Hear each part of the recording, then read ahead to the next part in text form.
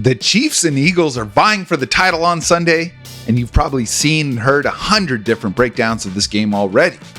That's why today, we're ditching the glasses and pencils for bankrolls and irresponsibility. KJR's Dave Softy Mahler joins me for the Cigar Thoughts Super Bowl Prop Bets episode. Let's light 'em up.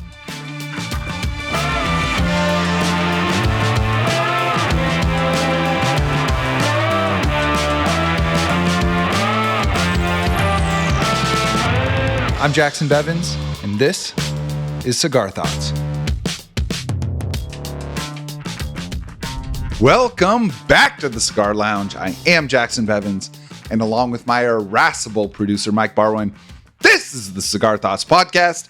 And I am so excited for today's show because I think that our wallets have a way of telling us what we truly believe about the world. But before we dive into that, I want to shout out two fantastic supporters of the show. Cigar Thoughts is proud to be partnered with Seattle Cigar Concierge and Glenfiddich Single Malt Scotch Whiskey, two companies whose products I enjoy on a regular basis. And look, by now you know the deal. The Cigar Thoughts cigars are fantastic, and it's not just me saying so. The feedback has been awesome, and you can get your own bundle of 10 for just $149 using the link on the show page or by going to cigarthoughtsnfl.com. They're an excellent way to kick back and enjoy and make a great gift for the stogie lover in your life. Now, Mike and I love doing the show, and there are two ways y'all listening and watching can help support it so that we can keep the episodes coming. One is by purchasing the cigars, and the other is by subscribing to our YouTube channel at Cigar Thoughts, where you can watch full episodes as well as the funny and insightful clips that Mike puts together. Give a thumbs up to the stuff you like, and let us know what you think in the comments. And of course, you can listen to us everywhere you get your podcasts. Now, the Super Bowl is the preeminent spectacle in American sports, and a gigantic cottage industry has sprung up around it. And for good reason. Not only does it command the eyes of every football fan, it's often the only game that many non-fans watch all year.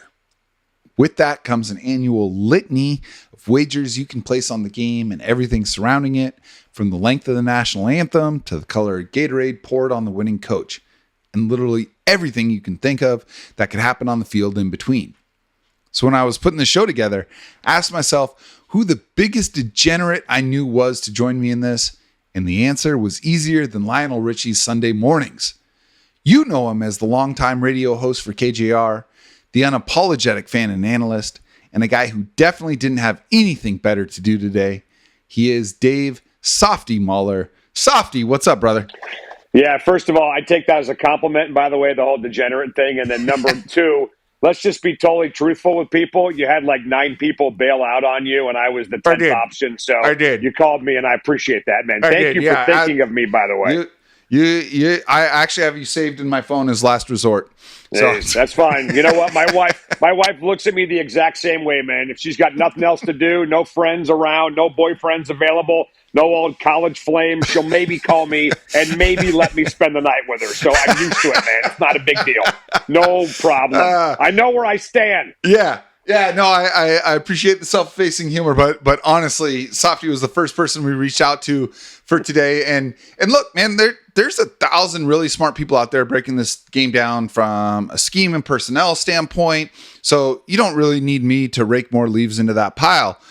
But one thing I do believe is that as much as we want what we say to be the truest indication of what we think and feel, the reality is our true beliefs are revealed by how we spend our time and our money. Yep. For example, right? Like, it's one thing to root for the Eagles. And when you do, it's easy to say that you think they're going to win. But I promise you, there are a lot more people cheering for Philadelphia than there are putting money on them. So today's show is going to tell you how Softy and I really feel about the Super Bowl, because we're going to tell you where we put our money. And that, in turn, will reveal what kind of game we actually think this will be. So, Softy, before we get to your first prop bet, I know this isn't the most fun potential Super Bowl matchup, but these are the two best teams in the NFL, yeah? Yeah, no question, man. I mean, I think I think it is kind of fun because I think it's kind of turning into good versus evil in a lot of ways, which you don't typically have that in a Super Bowl. I mean, maybe when Brady was going after all those rings, people got kind of tired of Brady and he became kind of the evil empire in some ways of the NFL. But I think there is a good versus evil element because I think people are genuinely sick and tired of Kansas City. I mean, you talk about like our opinions don't necessarily reflect those opinions of everybody else out there. But I mean, keep in mind this conspiracy theory that people have about the officials and the Chiefs and all that.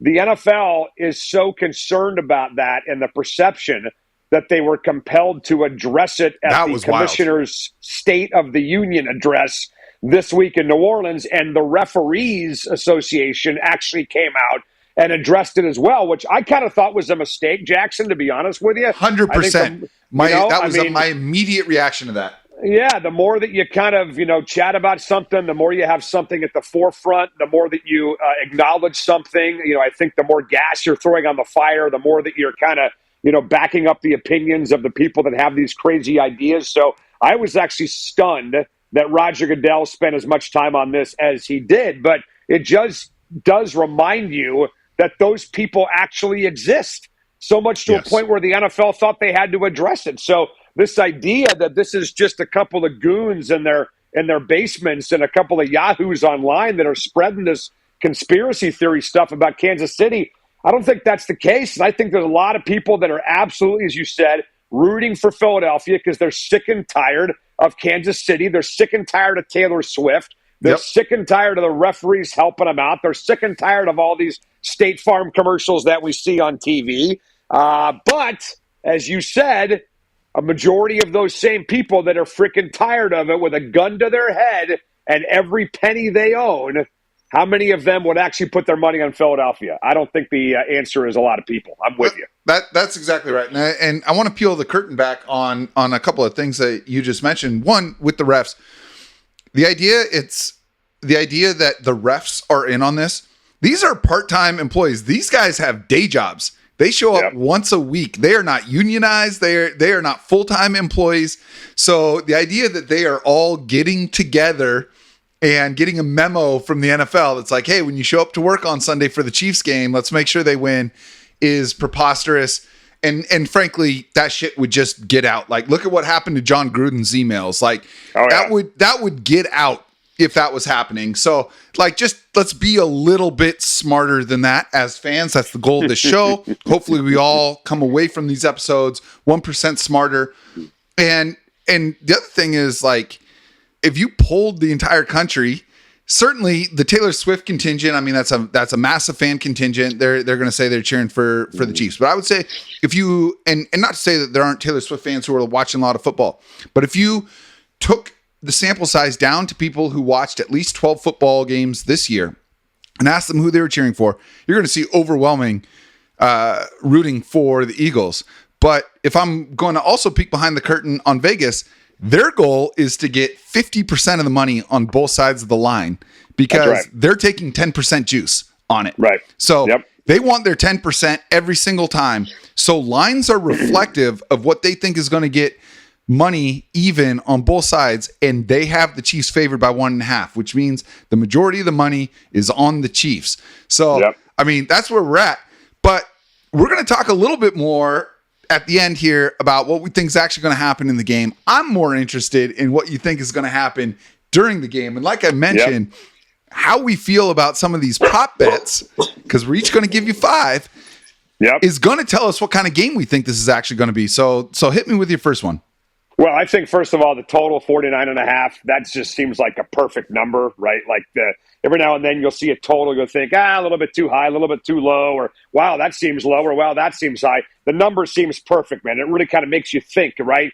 Normally you see that number and your first reaction is typically the right one, but the total seems perfect. First of all, I like your list is different than my list. I know that, but the first one that stood out to me, honestly, and I tend to look at this in 3 different categories: not likely, likely, or very likely to happen. And I don't even care about the odds, by the way. Don't even care about the money line. Sure. Don't even care about the odds, right? Just tell me how likely something is to happen. And if you can put me in the very likely category, there's a good chance I'm going to totally ignore the odds and the money line and just take it and run with it. And if I lose, I lose, whatever. I might drop my wager down a little bit if the odds are out of control. But let me ask you a question. Do you think in the game that Philadelphia is going to attempt a 4th down play one time in this game? Philadelphia is number 10 in the NFL in fourth down attempts, and they're number 3 in fourth down conversions. Do we believe that Philadelphia will at least attempt a fourth down play in this game? I mean, I would bet my next mortgage payment on it. Okay, well, they're minus 500 to convert one. I think it's very likely they convert. Yep. Very likely. Yep. It's extremely likely that they attempt one, and it's very likely they convert. So the odds of Philadelphia converting a fourth down are minus 500.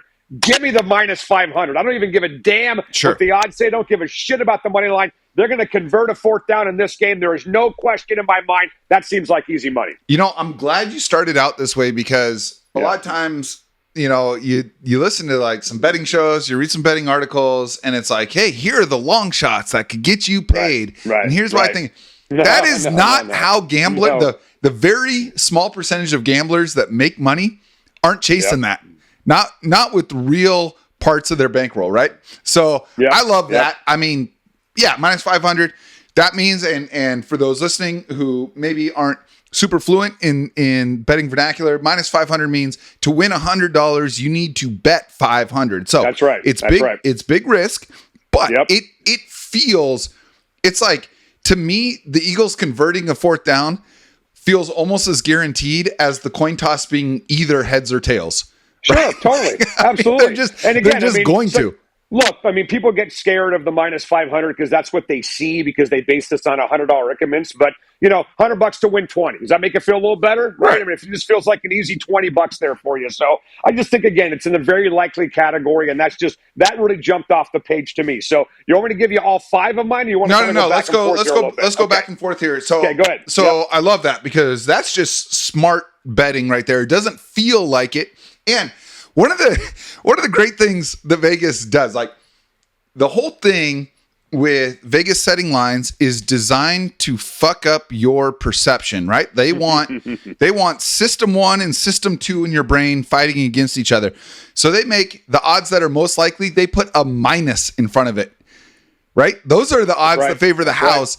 And our brains see minus and we're like, oh, I don't want minus 500. Minus 500 sounds terrible. And then you see plus 100, which, by the way, is a completely 50-50 bet. If you see plus 100, it means it's 50-50 odds. Plus 100 sounds awesome. Minus 100 sounds terrible, right? So that's how they do it. So I took my first bet is probably my most boring one, but I anticipate a lot of scoring drives in this game. I do not think this is a punter's game. I don't think either coach is going to say, we're just going to stop the opposing offense a bunch of times. Yeah. Don't steal my bet. Don't you steal my bet. Let's see where we go with this. I have total made field goal yardage. Gotcha. Okay. Over 116.5 yards. It's minus 110, which in Vegas vernacular is even money because they're always going to take a 10% juice on that. So the question to me is, all right, 116.5 yards. That's 3 39-yard field goals. Right. Like, do I think there will be 3 or more field goals in this game? And I do. I think we're going to see 4 or fewer total punts in this game.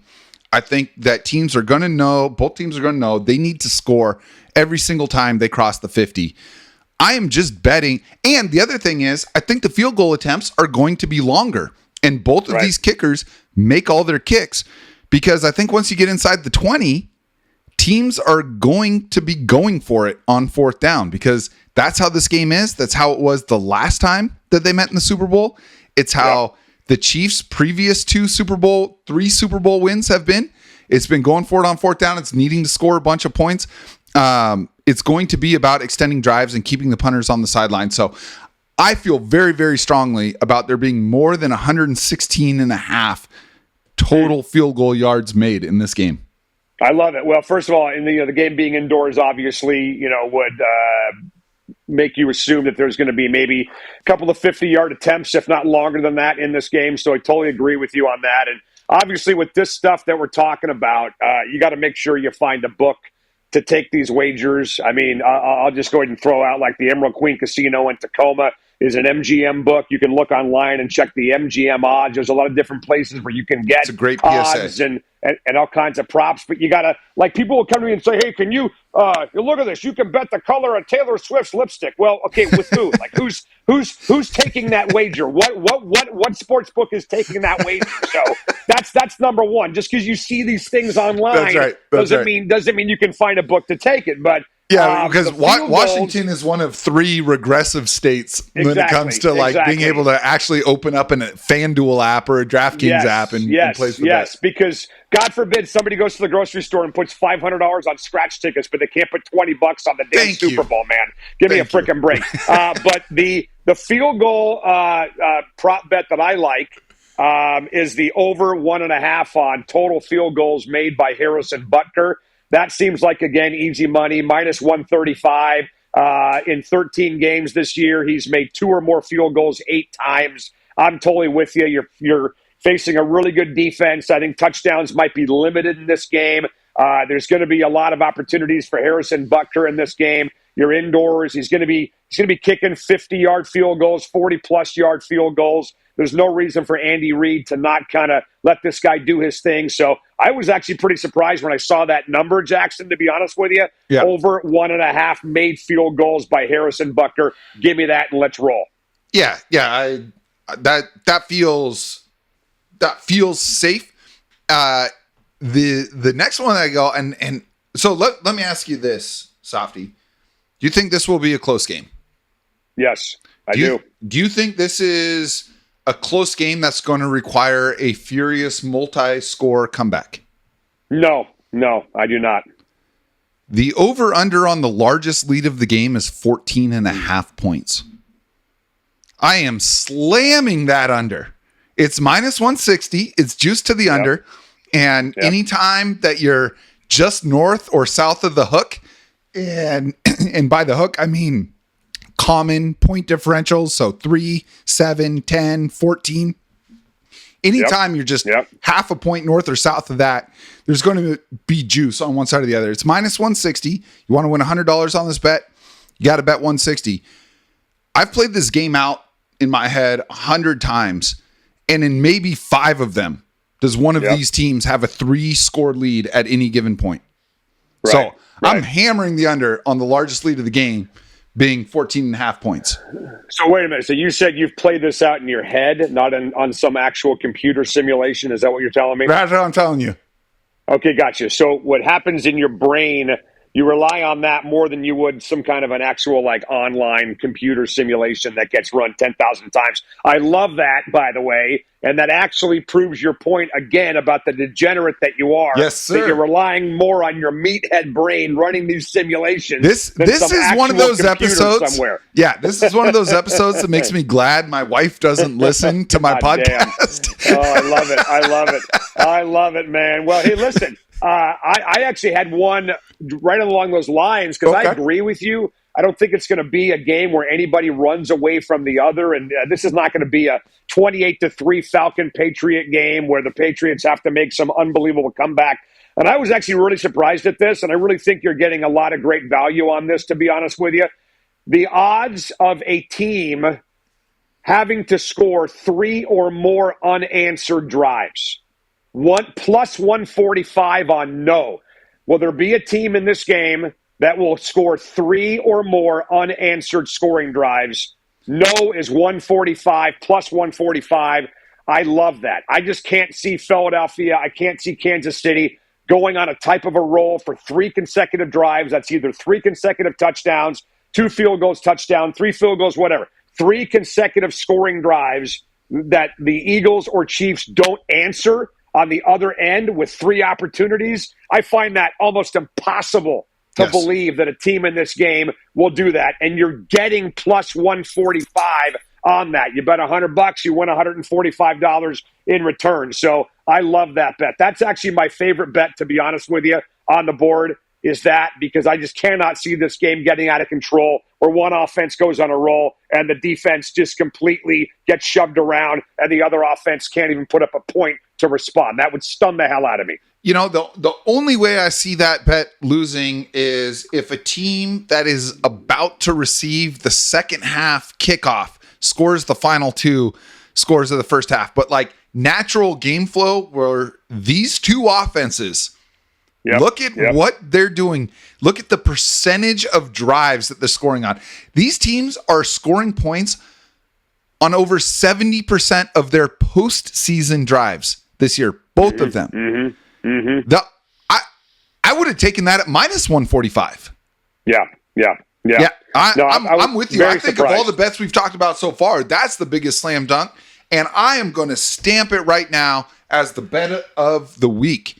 Absolutely. There you go. Well, man, the rest of your bets must really suck if you're going to go with that one as the bet of the week before we even get to the rest of our bets that we're talking about. There is nothing that makes my guts churn with unease more than rubber stamping one of your opinions. But you lucked into a really good one here. So yeah, I'm all in on that one. That might be my biggest bet of the week. Yeah. Okay. I'm actually shocked that you don't have that one on your list, by the way. I know. Well, and to your point, I was looking at that and I'm glad because my bet right before that is very, very similar.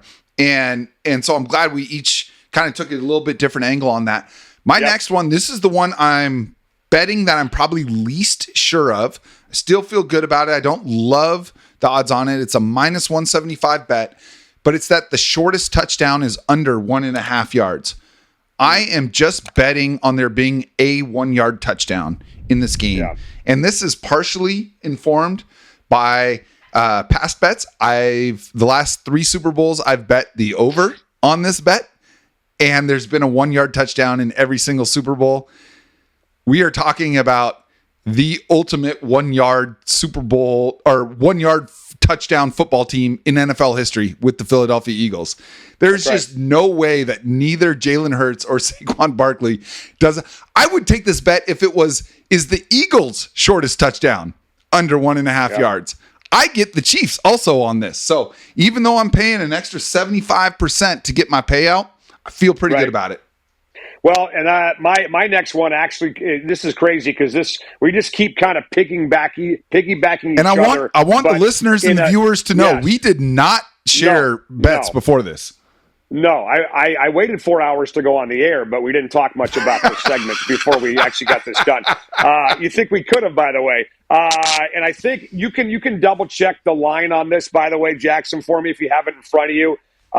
But just to piggyback on what you said about Saquon Barkley, you got the tush push, you got Mahomes, you got obviously 2 running quarterbacks, total rushing touchdowns combined by both teams. Okay, so Eagle rushing touchdowns, Chief rushing touchdowns, 2.5. Give me the over. Give me the over 2.5 in this game. I think you'll see at least 3 rushing touchdowns combined. Again, as you said, you got one of the greatest short yardage teams in the NFL, that tush push, which is not what Buffalo was doing a week ago, by the way. So stop calling it a tush push. There was no pushing of the tush in that game whatsoever. But with that and with Barkley and with Mahomes and everything else the Chiefs do, I mean, it kind of feels like easy money. Again, I don't want to jinx anything, but my God, I'd be fairly surprised if we didn't see at least 3 rushing touchdowns from quarterbacks and running backs combined in this game. So give me the over 2.5 rushing touchdowns. I think it was minus 110, but you can double check it if you have it in front of you. Whatever it is, just take it. I don't give a shit what the odds say. Just take it. These 2 teams in the AFC and NFC championship game combined for 9 rushing touchdowns. And you're telling me the over-under is 2.5? 2.5. Absolutely. It almost feels like a sucker bet. Like, what do they know? Exactly. What are you doing, Vegas? Baby. This is the sucker show of record right here, you and me. That's right. All right, we're cruising. We're gonna stay with the touchdown theme here. And by the way, you mentioned Saquon Barkley, and at least none of my bets for this show. I placed on the last Super Bowl, I placed, please, Paulina, don't be listening to this show. I placed 118 bets on the last Super Bowl. And it worked. I ended up about plus $550. So like on aggregate, it worked. And keep in mind, there's like 800 bets you can choose from here. So if some of these seem obvious to you listeners, if it sounds like, we're just agreeing with each other, it's because we're cherry picking out of hundreds of potential bets here, the ones that we feel best about. So we're not here to argue. We're here to make money. Yeah, and right. This next one is I will say here's one bet that's not on my sheet that this is just a Steve Spagnuolo bet. The over-under for Saquon Barkley rushing yards in this game is 112.5, which I think is the single highest over-under rushing yardage total for any player in any NFL game this season.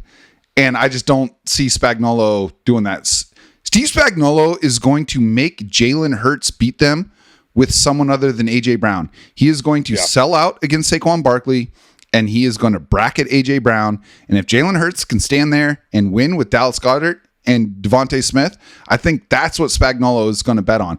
So I am hammering the under on Saquon Barkley at 112. It's not that I think he's going to suck or get shut down. Just 112 against the Chiefs. Nobody does that. All right.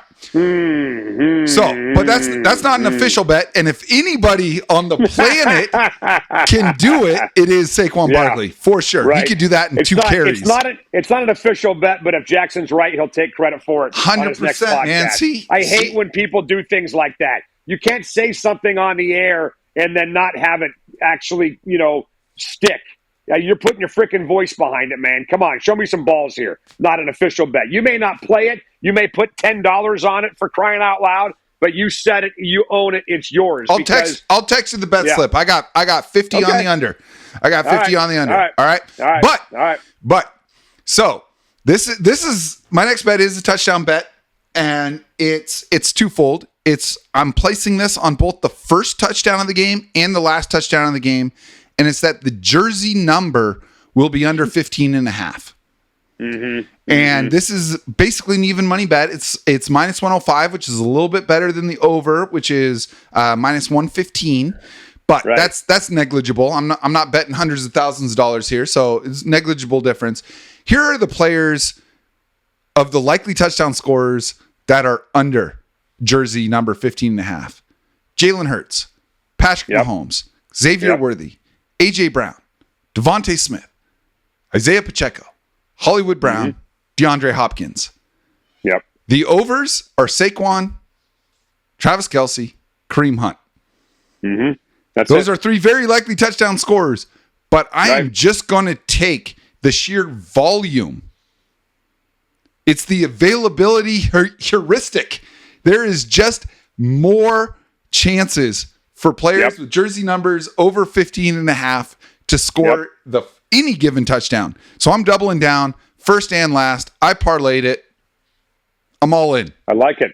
What's the by the way? What's the line on the 15.5? What's the money line on that? You know, minus 105 under. Okay. Minus 115 over. So it's essentially negligible. I'm actually surprised, by the way, because you're getting the pool is a lot bigger, as you just said, though. So I like that for sure. But going back to what you said a couple of minutes ago about your bet on Saquon and how Spagnuolo is going to try and jam the box and take him away and make Jalen Hurts beat him. I agree with that philosophy when it's all said and done. I think the Chiefs and Spagnuolo might be good enough to just play straight up in this game, by the way, and not have to come up with any tricks, to be honest with you. I think we're watching maybe the best defensive coordinator in the history of the NFL. Don't forget, this is the same guy that shut down the 17-0 or the 18-0, whatever the hell they were, Patriots back in the day, and beat them, right? I mean, he is unbelievable. He's been doing this for a long time. He knows what he's doing. But to your philosophy about the style of play that Philadelphia may be forced to play, Devonta Smith has had 11 games this year where he has caught a pass over 19.5 yards. Ooh. And just keep in mind in your mind's eye that that's not 20 air yards. That's a catch and run for 20 yards. That's an inside slant that goes for 25, whatever, and he runs for 15. It's a lot of ways to hit that.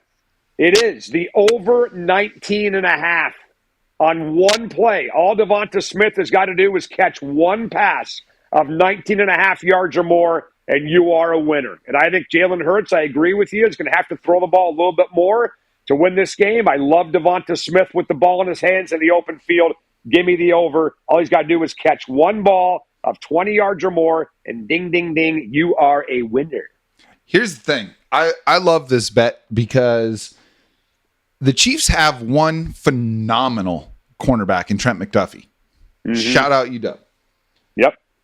he is going to spend most of his time on A.J. Brown.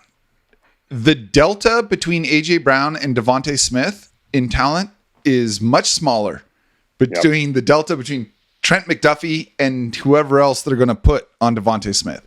If I'm Jalen Hurts, that's my target. Now, I will also say I'm slamming Dallas Goedert overs because that is the one thing that the Chiefs have been willing to let other teams do is, look, if you want to complete 5 passes to your tight end in order to score on a drive, we'll let you do that.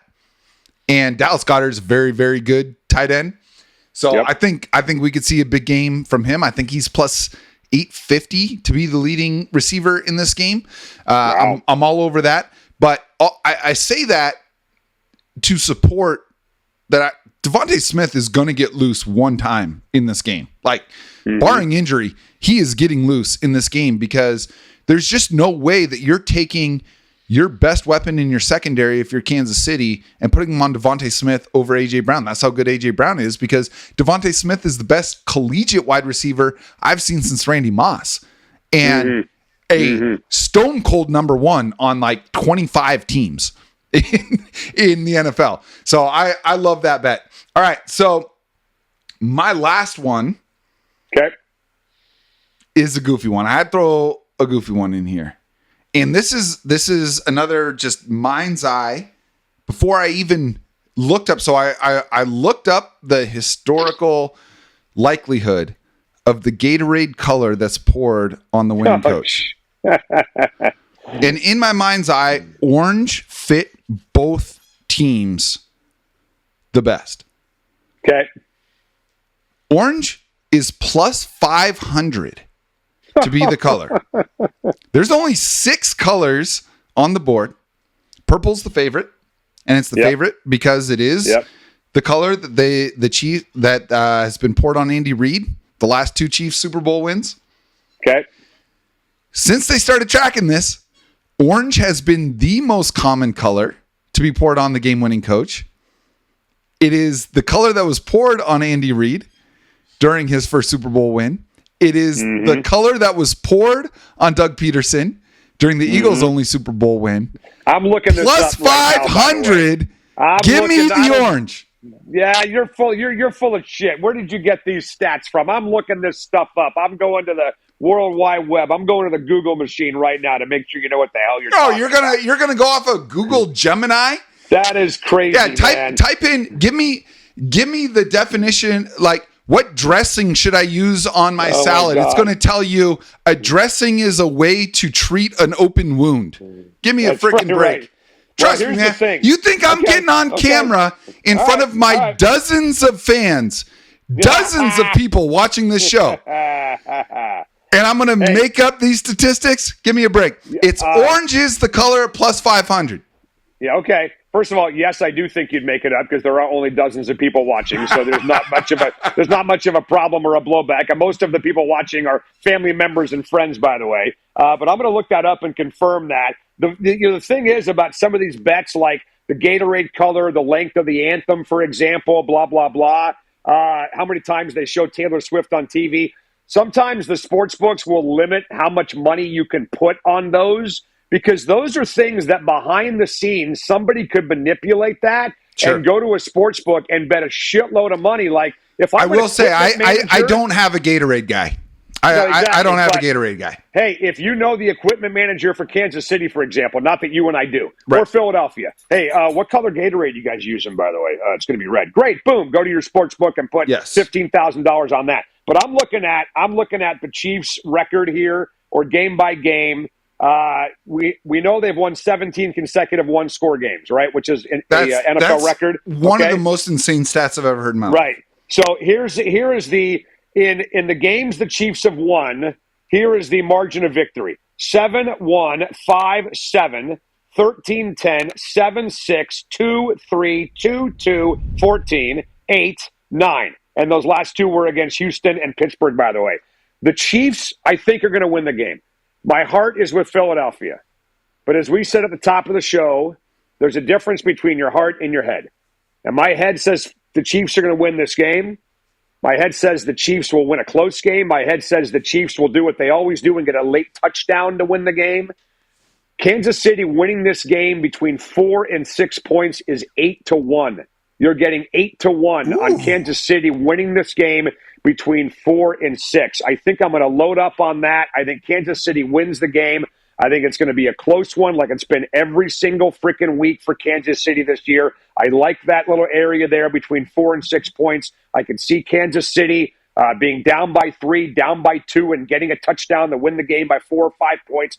Give me the Chiefs to win the game between 4 and 6 points at 8-1. That is awesome. I love that. Yeah, 8-1 feels like the right number, hey, by the man. Way, the $550 that you won a year ago, you can put it on Kansas City and you can make yourself $3,000. How about that? Hey, I mean, fair enough, but we're to the part of the show where we actually pick our winners and pick the over under, and I'm gonna put you on a $10,000 bet that you got to make right now on Super Bowl MVP. You got and look, I'm gonna give you the top 3, and then you can tell me if there's someone outside of these top 3 that you would put that money on. You got Patrick Mahomes at plus 110, so you put $10,000 on him, you win $11,000. You got Saquon Barkley at plus 250. You put $10,000 on that, you win $25,000. You got Jalen Hurts at plus 300. You put $10,000 on that, you win $30,000. Where are you putting your $10,000 on Super Bowl MVP? I think it's the same type of philosophy for me when it comes to picking the game. And I just want to give you a little bit of an insight to how they do the MVP. The MVP is voted on by writers sitting in the press box, okay? That's how they vote on the MVP. They typically will hand out a piece of paper.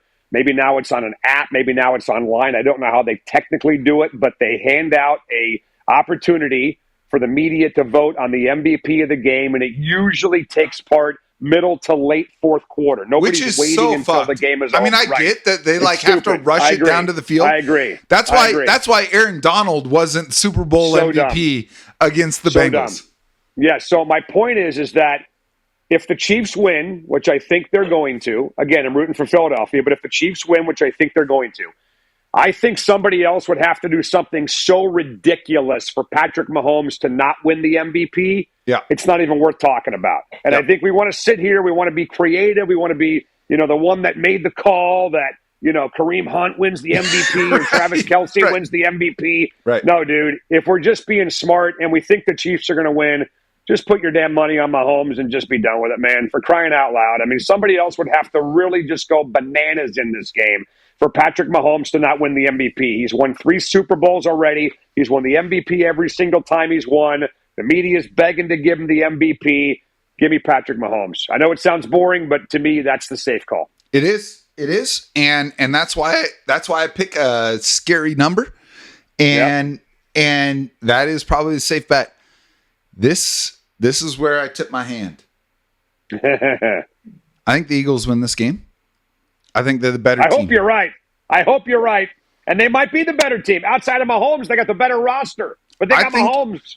So the Chiefs and the Eagles, this is what's so awesome about the Super Bowl. And this is why, look, we all in our hearts, divisional round, if you're like picking ranked choice vote your dream Super Bowl, everyone wants some combination of Lions and Commanders from the NFC and Bills, Ravens from the AFC, right? Yep. That's what we all wanted. Or Vikings, whatever. Yeah, exactly. But this is, I'm talking like divisional round on. This is who the nation wants in their hearts. The NFL doesn't give a fuck about what we want.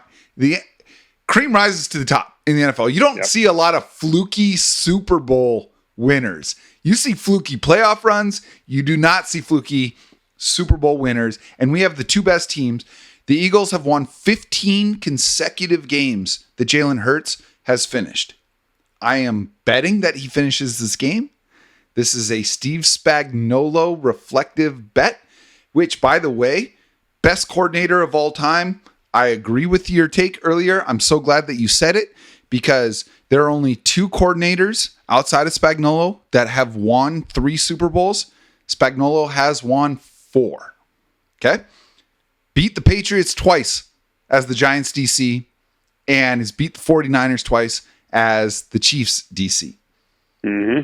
The Chiefs have the advantage at quarterback, although I think that gap is smaller than most people would say. And I think they have a big advantage at coaching. Mm-hmm. But I think the Eagles are better everywhere else. I am betting on an Eagles win because they are the better team. And I think Spagnuolo sells out against Saquon Barkley, which makes Jalen Hurts my Super Bowl MVP pick at 3-1. Yep. I'm all in on it. Okay. Well, if you're all in on that, then you should love the bet on Devonta Smith, by the way, and you should love the bet on no team having 3 or more unanswered scoring drives in this game. So, look, man, I think it's going to be a fantastic freaking game. I know I'm not really breaking new ground there with that opinion. It kind of saddens me every year because it's the final football game, obviously, of the season. We're waiting until September or late August for this to get going again. But, yeah, dude, I just as much as I hope you're right, and I'm rooting for you to be right, I just can't go with you right there. I can't go with you right there. There's a reason that your bet is 3 times more likely by Vegas odds than my bet is. But I think the Eagles win this game, and I think they win it because Jalen Hurts combined rushing touchdowns and production through the air is going to be undeniable if the Eagles do end up winning. Listen, Softy, you have been so gracious with your time, and little sneak peek.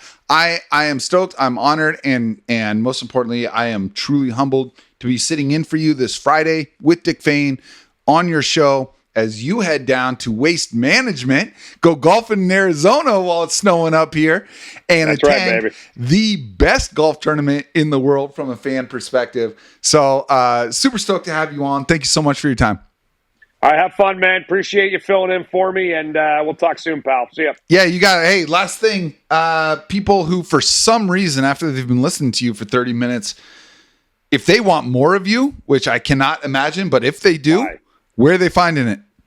93.3 KJR FM every day at 3 o'clock, and on Twitter at Softy KJR, by the way. And if you tweet me at KJR or Softy KJR, don't ever expect a response back, by the way, just so you know. Yeah. All right, man. I want to set the expectations low, okay, just so you know. Well, I mean, that's pretty superfluous. I think everyone's expectations of you are pretty low already. No question. That's why am I here, for crying out loud? Low expectations, by the way. You know what we should have done? We should have put a prop bet on how many F-bombs you were going to drop on this show. I think I had the over-under of 5.5, and you blew by that in the first 10 minutes. All right, man. I appreciate you. Thank you very much. All right, bud. See you guys.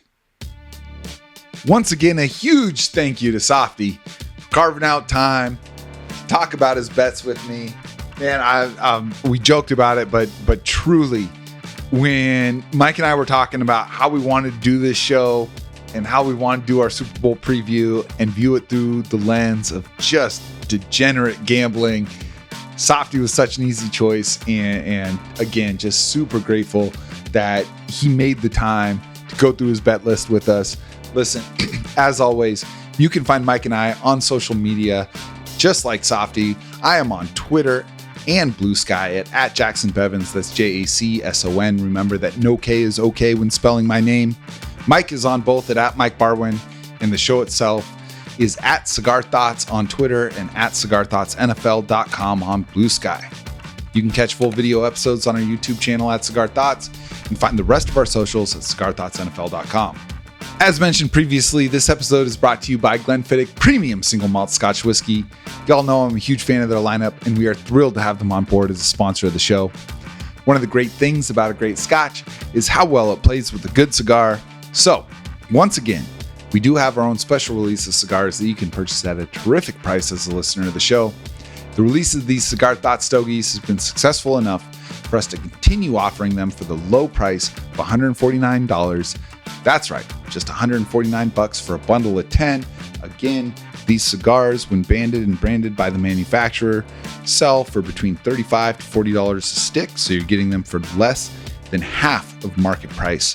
And as many of you know, we have partnered with one of the most prestigious cigar manufacturers in the world to release these official Cigar Thoughts cigars, which you can order directly from CigarThoughtsNFL.com. Just follow the link on the show page to get these easy-to-smoke stogies rolled with 13-year aged premium Dominican tobacco leaf, or, as many of you have done, You can hit us up on Twitter or Instagram. We'll send you the details directly.